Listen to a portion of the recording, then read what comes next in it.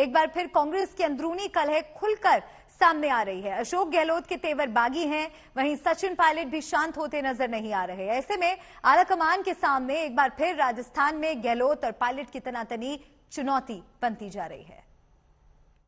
अब तोड़ ना सके कोई हमें, ये हाथ से जुड़ते हाथ है। जब मध्य प्रदेश के बुरहानपुर में राहुल गांधी की भारत जोड़ो यात्रा पहुंचती है, राहुल के साथ जुड़ती हैं उनकी बहन और कांग्रेस महासचिव प्रियंका गांधी वाड्रा।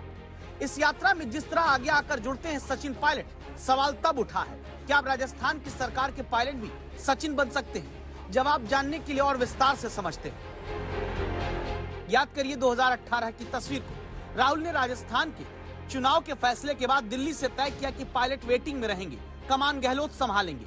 4 साल बाद अब नई तस्वीर आई है।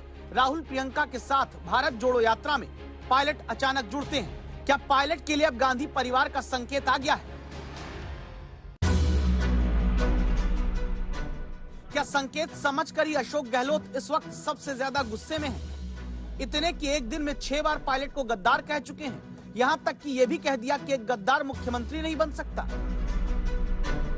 अब आपको समझना जरूरी है कि गुजरात की रैली में राहुल गांधी के साथ दिख चुके अशोक गहलोत ने अचानक मोर्चा सचिन पायलट के खिलाफ क्यों खोला। जानकारी जो आज तक संवाददाता बताते हैं वो ये कि भले 25 सितंबर को राजस्थान से दी गई आलाकमान को चुनौती के बाद गहलोत ने जाकर दिल्ली में माफी मांग ली हो, लेकिन दावा है कि गांधी परिवार और गहलोत के बीच संबंध सामान्य नहीं हुए। दावा यह भी कि गुजरात में अशोक गहलोत को राहुल गांधी से कोई खास रिस्पांस भी नहीं मिला। क्या इसीलिए गांधी परिवार के समझाने के बावजूद एक बार फिर गहलोत ने सचिन पायलट के खिलाफ जनता के सामने मोर्चा खोला और कह दिया कि पायलट तो सरकार गिराने के लिए 2020 में 19 विधायक लेकर मानेसर चले गए थे। जिस प्रकार षड्यंत्र किया गया वो षड्यंत्र बीजेपी का था। आप बताइए 19 विधायकों से जिस प्रकार से उनको ले गए,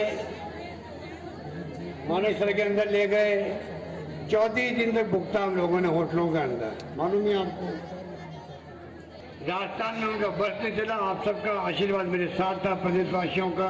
नहीं जानता हूं कि उनको एडवाइस कौन करता है या किसके कहने पर ऐसी बातें बोली जाती हैं, लेकिन आज से पहले भी अशोक गहलोत जी ने बहुत सारी बातें मेरे बारे में बोली।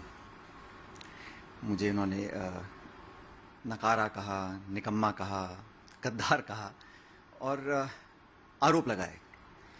मैं समझता हूं कि इस प्रकार के बिल्कुल झूठे और बेबुनियाद आरोप लगाने की आज जरूरत नहीं है।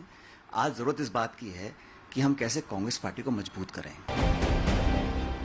राजस्थान में करीब 2 महीने बाद बुधवार को भारत जोड़ो यात्रा से जुड़ी अहम बैठक के लिए गहलोत और पायलट पहली बार आमने सामने आए हैं। दावा है कि दोनों में तब ना तो नजरें मिली, ना कोई बातचीत हुई। गहलोत अब खुलकर ये जरूर सब जगह कहने लगे कि पायलट को सीएम नहीं बनने दूंगा, और पायलट समर्थक मंत्री कहते हैं एक विधायक से अब भी बात हो जाए तो 80% से ज्यादा एमएलए सिर्फ पायलट को ही मुख्यमंत्री चाहते हैं। अब वो 1 to 1 बुलाने में कहां दिक्कत आ रही है?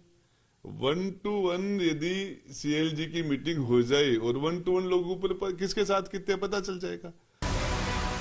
बार बार राजस्थान में उठने वाली इन चिंगारियों के बीच दिल्ली से भी संदेश गहलोत के लिए आया। जयराम रमेश ने कहा है कि अशोक गहलोत सीनियर और अनुभवी नेता हैं। जो भी मतभेद पायलट के साथ है वो ऐसे सुलझेंगे जिससे पार्टी मजबूत हो।